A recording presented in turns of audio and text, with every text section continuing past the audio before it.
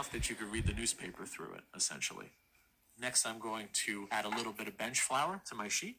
If your pasta dough happens to be a little bit more wet, you can add as much bench flour as you need.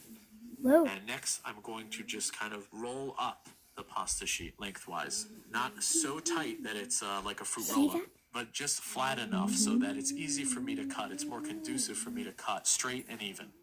At this point, it's important to consider how wide your pasta should be. Tagliatelle is traditionally a little more narrow than fettuccine, maybe just a quarter of an inch perhaps wide. And then once I'm done, I push them all together and open them up and just set them aside to dry a little bit, or more appropriately, right in the freezer if you want them maybe during the week. Next, I'm going to make tortellini. These are tortellini bolognese. These also hail from Bologna in Emilia-Romagna. And typically the bolognese would pretty much make the tortellini and the tagliatelle from the same sheet of pasta. So the consistency we just discussed, that's exactly the same consistency I'm looking for making these tortellini. So here I'm going to use the bicicletta again, and I'm going to make nice even squares. Tortellini should never be too big.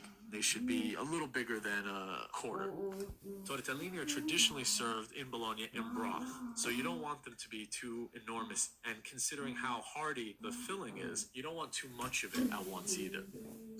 I'm just hydrating the dough a bit with my atomizer, with my spray bottle, that's how you do it, so in different shapes. without having to worry about it forming a skin or having the air dry it out too much.